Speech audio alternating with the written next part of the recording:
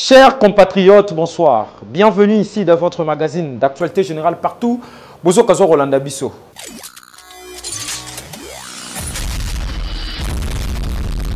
Tout fond l'édition, il y a mon collègue Sabino que tension le na ouvrir en province ya Sud Kivu.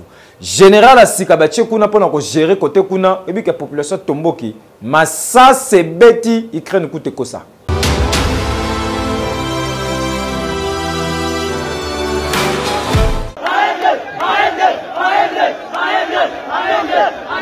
Population ya Uvira kuna na Sud Kivu lelo balamuki na nganji ya kosakana te. Population batelemi basali marche pona koboya nomination ya Général Olivier Gasita oyo bauti konome kuna na ville na bango. Yango population batelemi basangani entre société civile na bawazalendo balobi non bango balingi na bango Général Olivier Gasita te. Yango basali marche kaka ndenge bozali komona ba force de l'ordre baye pona kopanza bango na marche o bazali kosala kaka ndenge bozali komona.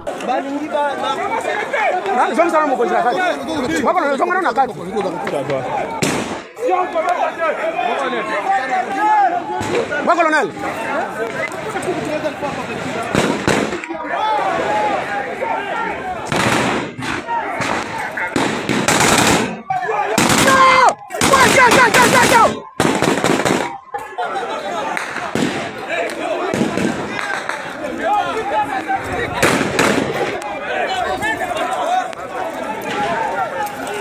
Population bangu na ba soldat bazo potana bazo kima massa sezo beta plusieurs blessés oyo eza signalé. Yango dossier oyo ezo senga kaka implication ya bakondi pona koluka kimia ekota na parti oyo ya Sud Kivu précisément na Uvira pona population bavanda kimia ezo senga kaka bakondi baloba liloba moko po boye eza kitoko te. Dossier oyo etikali à suivre.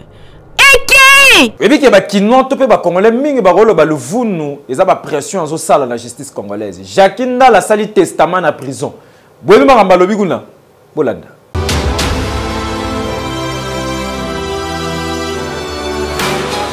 Mikolo nange tikali ya rotanga na misapi po état de santé nange za lisusu malamu mingi te soki boyoki ke na kufi. Bomi tungisa na bino te boya pe na ba cotisation ebele te pona kosala matanga na ngabolela ngai.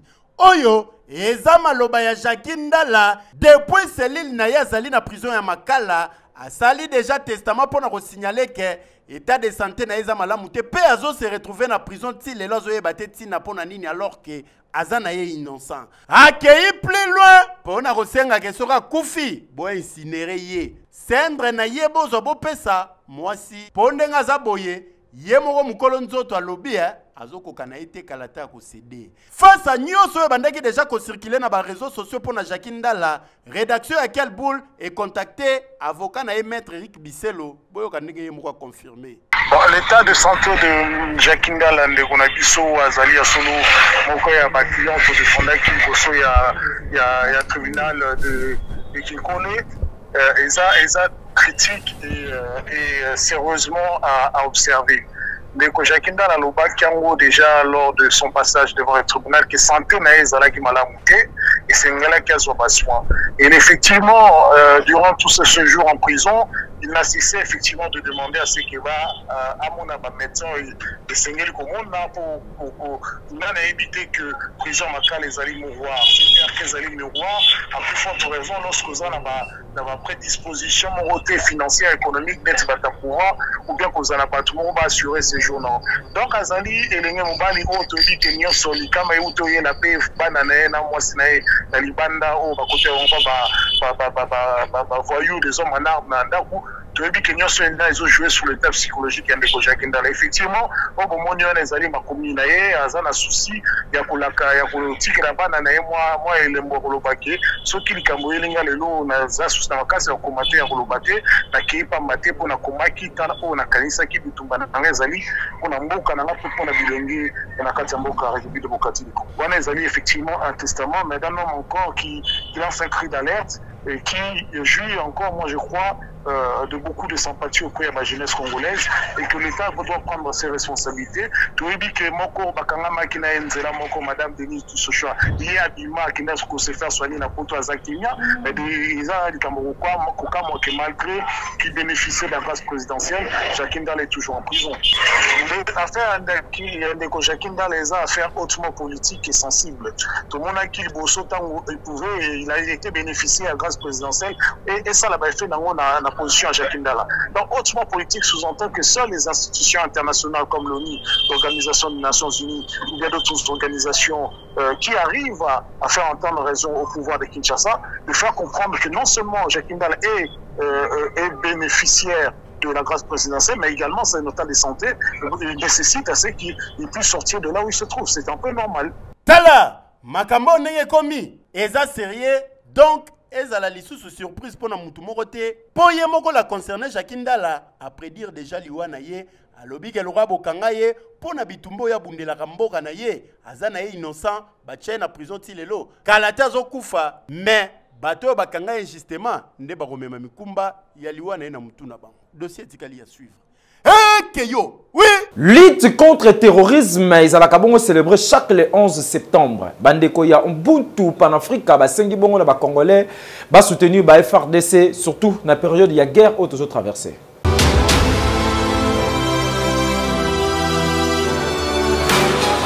Kozala un bon croyant, ezali ko défendre Bomoi. Kozala un bon citoyen, ezali ko protéger ndeko na yo. Lelo, esengeli Congolais nyonso esika zali aloba stop na ba ADF. Ezali likambo ya ko mettre fin na terrorisme ya ba ADF na ba province pe na ba territoire rebelle ya République démocratique du Congo. Pona yango, le 11 septembre, oyezali, journée internationale, il y a lutte contre le terrorisme. Congolais nyonso azali invité. Mwana mboka nyonso a Benami pona ko dénoncer ba collaborateur ya ba ADF pona ko travailler pour makile tanga lisusu te na kati ya République démocratique du Congo. Oyo ezali message fort. Ya bandeko ya Ubuntu Panafrica Asbel, Oyezali centre de recherche, de réflexion, peu d'élévation des consciences panafricaines, Oyo Bitumba na bango, Ezala Kapona Komema Kimia, na République démocratique du Congo et surtout, ko encadrer ba jeunes ensemble na ba partenaires na bango, ba sengi na ba Congolais d'une manière générale, ya ko soutenir FRDC, peu ko soutenir commandant suprême ya ba FRDC na Bitumba Makasi, Oyezali Kobunda, pona Kimezonga na STRDC. Participation au Congolais nyonso ezali très important. Yango mwana mboka nyonso Congolais nyonso abengami ya ko participer na lutte monene oyo ya kosilisa terrorisme ya ba ADF awa na République démocratique du Congo mokolo ya le 11 oyo ezali date et célébraka journée internationale ya lutte contre le terrorisme na monde. Congolais nyonso abengami na collaboration civile, militaire, vigilance, courage pour na honorer mémoire ya ba victime civile tope militaire oyo makila na bango etanga na terrorisme awa na RDC. Mwana mboka Bafilemba oyo azali bongo président ya conseil d'administration ya Ubuntu Panafrica Asbel a pesaki biso ndakisa ya co-organiser activité ya lelo pour na sensibiliser population na biso na parti na ville ya Kinshasa pe na parti ouest ya mboka na biso par rapport ya kozanga kimia ya insécurité oyo peuple congolais azali victime na yango pe na occasion oyo Ubuntu Panafrica ekomeli mokonzi ya mboka lettre oyo tokotikela ye en provision ya journée internationale ya lutte contre le terrorisme oyo kozala célébrer le 11 septembre mokonzi ya mboka atanga makanisi na biso. Quartier Bangu na quartier Lyobo tozo na commune Ngaliema basala mai moko déranger ka bango na niveau ko sakanate surtout so ba meli na bala mitie kuna pasi pe mawa ba konji ya régie des eaux bolaka ki population mai ya bien kuna ekota te.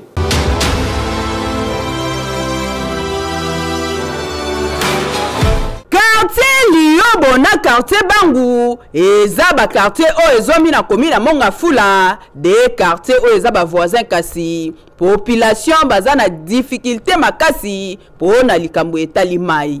Awa mai ya Régie des eaux batikala komona yango te ekoma pete. Tala mai basalelaka. Mai oyo bomoni boye yango nde sungaka population pona kosalela misala pe komela. O kutu ya komela botala ndenge ba encadrango. Batie clôture, batie porte, bazwi tuyau ya plastique o batie pour que sungaka bango bazwa kata mai ya komela. O ezoleka na se yango nde basukoelaka bilamba pe kosalela ngo misala misusu.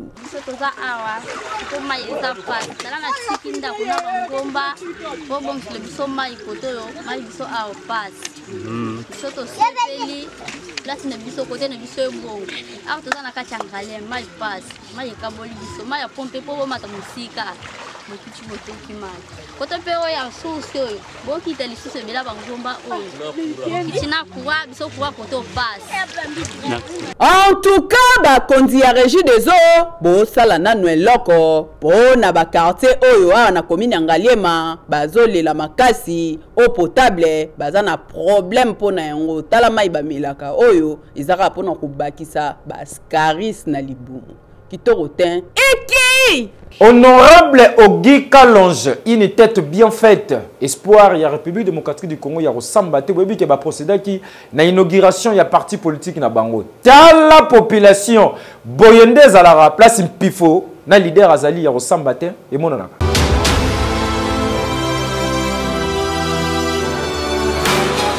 Date, il y a le 6 septembre 2025, et date inoubliable na histoire politique, il y a République démocratique du Congo. Tout le monde est ennemi. Awa, ezalaki question, ya ko inaugurer siège, ya parti politique monene na kombo ya Action des bâtisseurs intègre pour la République, abir en sigle, parti cher ya honorable Ogi Kalonge bakisela kaye papa terre jaune. Avec objectif awa, ya conformer ba Congolais capable, ya côté le menalikambo ya détournement ya mbongo ya l'État, comment sa nouvelle génération ya ba patriote, oh bazali déterminé, ya côté le melape kolongola, ba discours séparatiste, ko soutenir vision ya chef de l'État, afin ya kotonga Congo ya sika, Congo ya ba valeur. Ndimela ike, ezaloki na présence ya ba invité belé, ba membre ya ba parti politique mosusu, oyo ba répondant qui présent na invitation oyo, ba honorable député, pe mosusu oyo, ba azala qui représenté awa, non se le kana ki na ambiance ya kosakana te, awa na croisement ya ba veni kanda kanda na enseignement na commune ya Kasavubu, ndenge kaka bozali komona mobilisation esalemaki awa, ambiance ezalaki awa, ezanga lipasa. Na même cérémonie oyo ndimela ngai, ba dévoilaki hymne ya parti à bir, vaincre ou mourir, oyo betamaki awa pour la première fois officiellement, pe balansaki site internet ya parti politique à bir. Lelo toye pona ko inaugurer siège na parti na biso, en même temps toye ko révéler hymne ya parti na biso, mais en même temps toye pe koya kolakisa na batu site web na biso www.abir.cd pona ba nyonso balingi ko adhérer na parti. Mais il faut koyeba que vision na biso ezali ya kosala ba bâtisseur ya solo solo oyo bakotonga mboka pona futur. Ensemble, nous avons invité honorable Ogi Kalonge, à PC chargé par un collègue d'ailleurs, honorable Francis Chibalabala, à 4 rubans symboliques, va visiter Balokonyoso, il y a siège, il y a parti, Kandenge Bozali Komona, désormais, histoire Yassika, et Komami, na politique ya RDC, mon pépé Yassika, et Keyo. Winner Loto, c'est possible, au réaliser ma rêve, non, on a 500 fois, il y a Pambandeko, Kobuganate.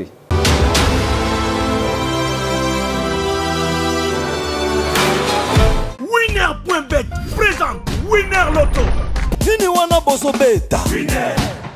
Bonsoir à tous, je suis très heureux de vous présenter ce merveilleux tirage Winner Lotto RDC du lundi 8 septembre 2025. À savoir que ce soir, vous jouez pour un win 4 de 11 295 000 francs congolais, mais aussi un win 4 double de 21 265 000 francs congolais. À vous donc de choisir que 4 bons numéros sur vos tickets pour espérer gagner tout cet argent. Et bien, si vous l'avez fait, alors bonne chance aussi pour la suite.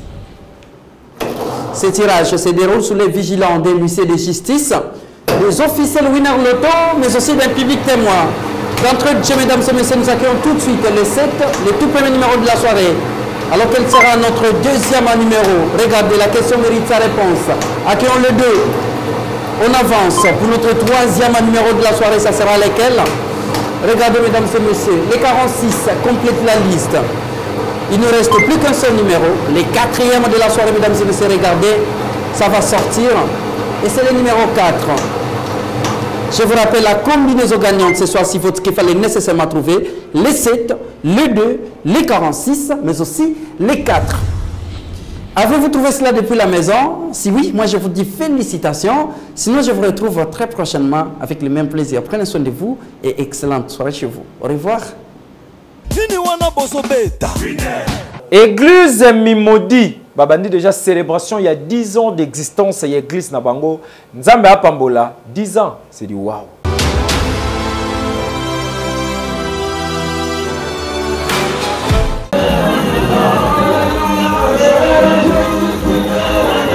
De 2015 à 2025, et ça les 10 ans les lots, depuis Nzamba Pesa Mosali na ye, révérend Philo Kombozi Kitenge, mission ya kosale la ye, na kati ya église, mission mondiale de l'intercession et d'évangélisation Mimodi en sigle.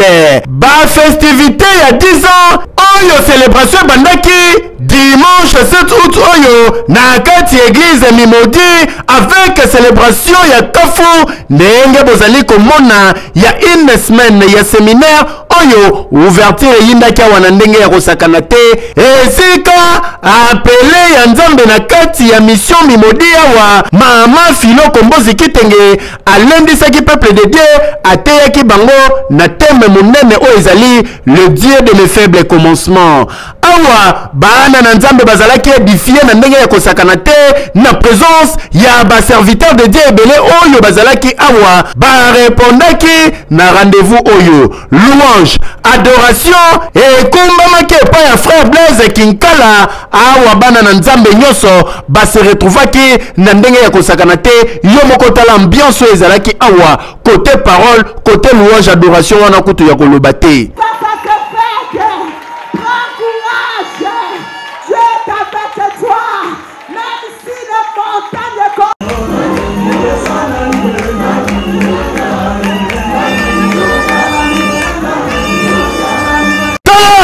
Yo mutozongaki na ouverture occasion pour na yo ya se rattraper ezali toute cette semaine l'église Mimodi na numéro 12 ya avenue échangère na Lemba sous-région de 17h30 à 20h30 pe clôture eza mokolo ya dimanche 14 septembre oyo tala kobukana te ya kozwa délivrance ya koyoka mateya oyo kobongola vie na yo pe ekosala ke o gagner lola lobi pour na éternité na yo nulle part ailleurs kaka na église Mimodi. Invitation yango yo oza la bienvenue o na yo kakite yo pose invité.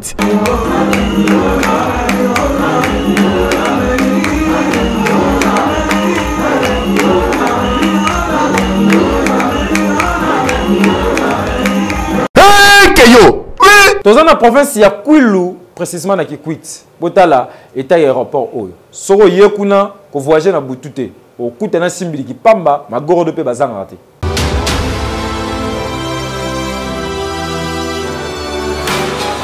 Zamo bozali komona boye soko kotongo lo yenge okuta na basimbiliki na mesika fongi bo soigner na magoro de poko yoka ba kaka mais boa mesu na ngambu tala toza bongo na aéroport ya province ya Kwilu précisément na ville ya Kikwiti. Équipe ya quel boule magazine kotaka te to koti kiu tala le aéroport liboso ne ozomonana dans le stade municipal et puis c'est mo longi le stade malula na couleur ngo ba tchango rouge, confusion totale. awa nanga bozomona boye tour de contrôle kutu ekomona ona mwa matata même appareil ya kati bozomona ba machine yo setandami boye esthétique apodium eloka malonga ezara suste to bimi na kati to libanda yenga ye tala piste madiofolo mabulu texellement na so de moto Pascal donc a faut tambola pembe na tambola moto so ya rolia mbwenge yango to tuni ba vyo so kiti awa ko ya randeni on risque ba tindika to pine pe ko toboka po niveau ya mabulu eza awa c'est un autre information to sur place piste oyo ba vyo comme ko ya awa eza ba vyo ba bengaka non régulier ba vyo de commerce et ya le sous-souté donc so qui pilote azali kolo alinga atterrir faut bengala on a c'est allo 43 45 na ko kita ba on peut batali ba fc ko kitate zato zombela masos n'était piné to boka n'était pina fio to boka bo so na ba client yebe likola zo baluka malembe ti ba oyana mela maso na sima baba mipandi alela kaketa au moment l'avion est atterri bato bazo sepela mais condition ba kiteli awa nzambe kaka kwa luzolo et porter au port bozomona eza na place moko très stratégique apo kikuti na Kinshasa eza pembeni et prometaka na bato msusu baza poso okende chikapa ba kitela a partir awa ba kei to kutani na moko ya basali awa ayebisi biso problème na bango ezali problème ya réhabilitation oui bakonzi bazo bongisa mais isale ya musala ngo ndenge tomoni ndenge zo bango te lokwa misala Kinshasa yora communication bien kitaka mais vol auto benga ba vol non régulier donc VNR donc VNR mais vol commercial et kata et ya kalisouté ça fait déjà depuis 2020 donc ba vol régulier et ya kalisouté mais toujours akande ba VNR. Hekelio maman Joséphine Masamba Nzuzi ebike matanga na ye elekaki kitoko batu bayaki wana ko rendre ba dernier hommage pa ya maman oyo azalaki malamu pona batu nyonso.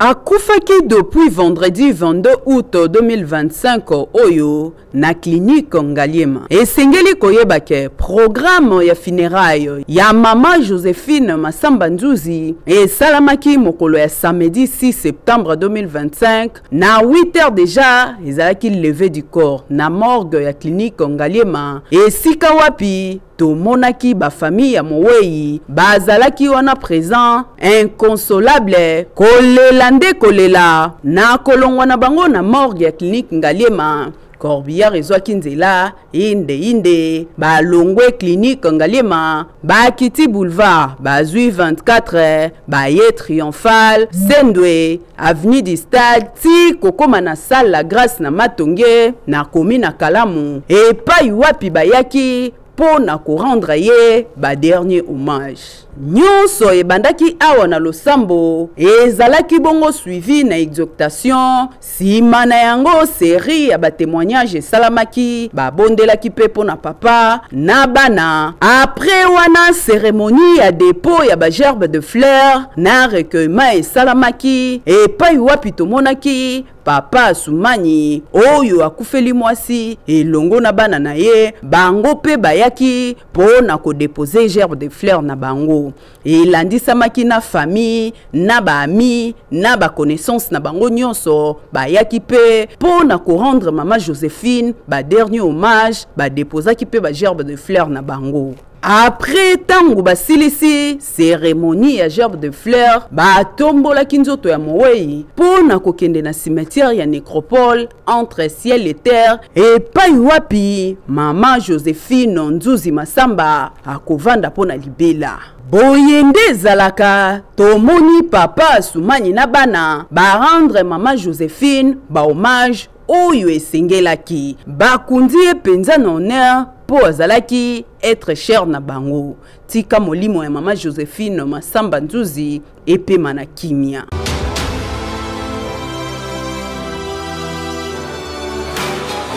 Meingera motema kwebete wana yusukate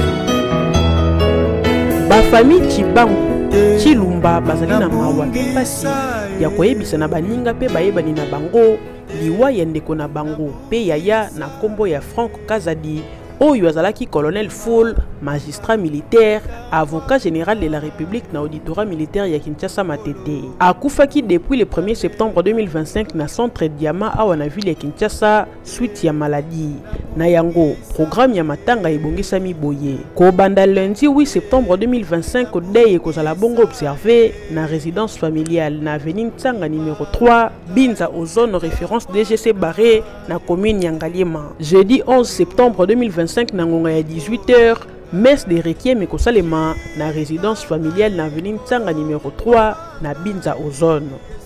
Vendredi 12 septembre 2025, veillée mortuaire ekosalema na salle Ave Maria sur 24 novembre à côté à l'hôpital du Cinquantenaire. Samedi 13 septembre 2025, nde levé du corps ekosalema na morgue à l'hôpital du Cinquantenaire na ngonga ya 8h et kozala bongo suivi na exposition, audience solennelle, PMS avant ya komema nzoto ya Mowei na Lilita. Communiqué oyo epesami pona mutu nyonso ayebaki colonel Franco Kazadi molimo na ye epema na kimia. Biso Quel Boule Magazine te présenter ba sincère condoléances na Djedje Mbuyamba oyo azali rédacteur en chef ya Quel Boule Mag. Depuis 1974 ndembo kanabiso participa à la Coupe du Monde. Tilelo yombo elata biso.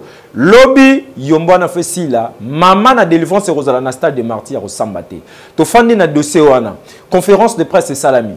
Équipe ya Quel Boule Magazine qui sur terrain pour na kotala nengeni ba billet ezotekama. Mais ba billet c'est que union so po ba sénégalais lobby ba en place.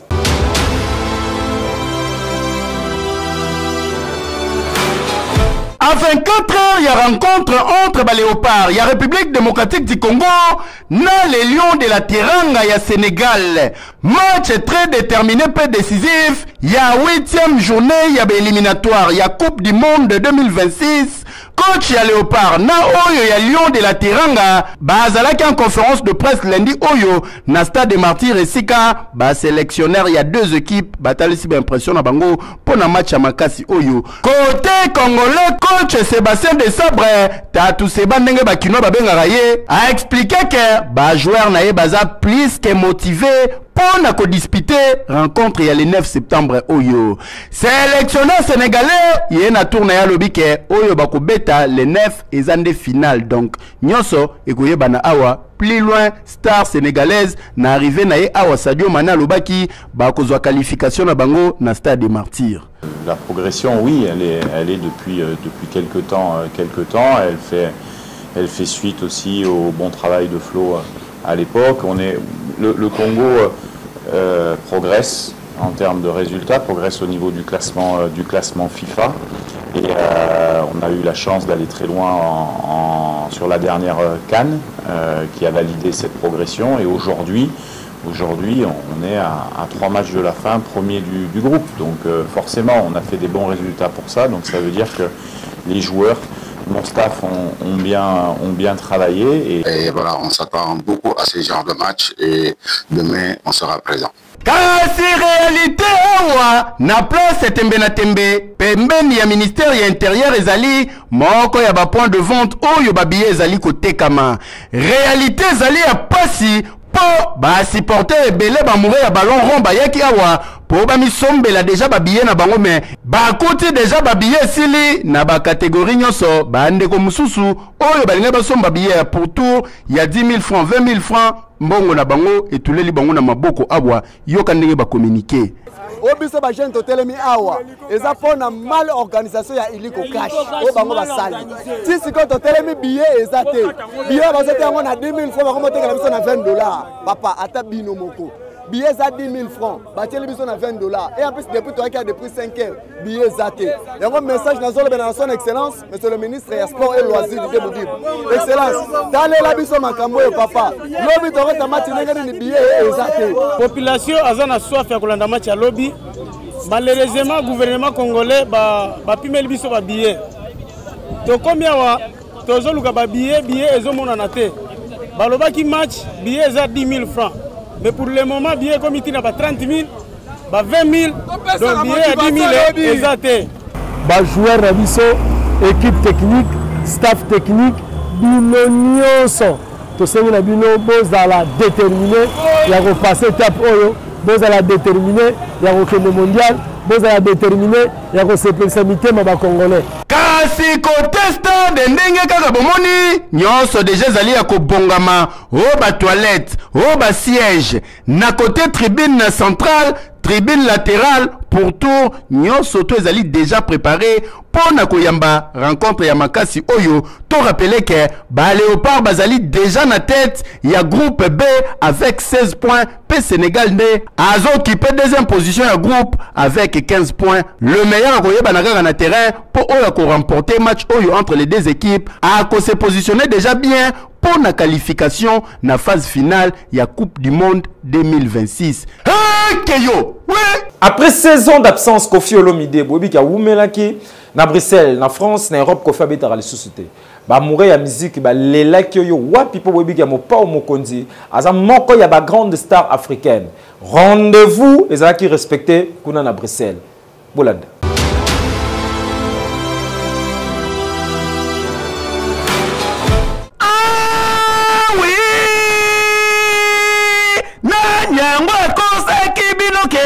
Mopa mokonzi asila lukuta luvunu démonstration nango yango yo ING Arena et refoule monde après 16 ans d'absence n'espace Schengen Kofi Olomide Mopa mokonzi songe ambeli babeta kaliko fite au-delà de la suprématie botala binomoko.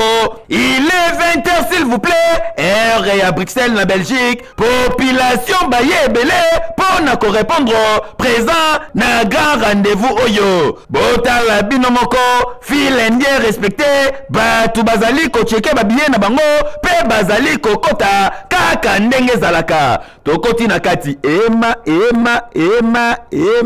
me sale otondi botala binomoko moto nyonso na téléphone na ye veut dire ezali événement monene oyo mutu moko alingi korati ata seconde moko te. David Nsala DG à quel boule a expliqué événement sur place. Bonsoir bana Kinshasa, bonsoir diaspora partout. Bino bandeko bosala rachwa gola na quel boule boyebi ke awa lelo ezali bongo grand concert événement ya Kofi Olomide après annulation après tentative ebele mais cette fois-ci concert est confirmé à UNG Arena après avoir fait recherche de poules pour Bukayango, après avoir fallu pour Bukayango cette fois-ci la tour il y a Kofi Olomide à se spécialiser awa concert de bandakate bandi botala binomoko podium lokola na lola mopa o mokonzi alatisi batu pembe pembe lokola bangelou e bongo mamasi mungongo kakate mabina pe loketo ezali kosolola.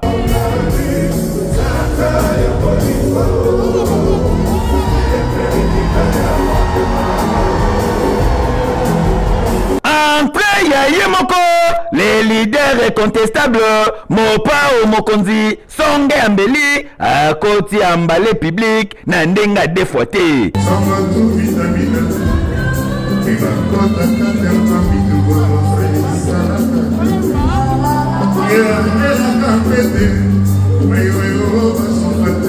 Et bongo parmi ba moment oyo embalaki bongo public tangu babeti gambela bino moko boyebi lokola public babane kozelela yango yoke loko yo.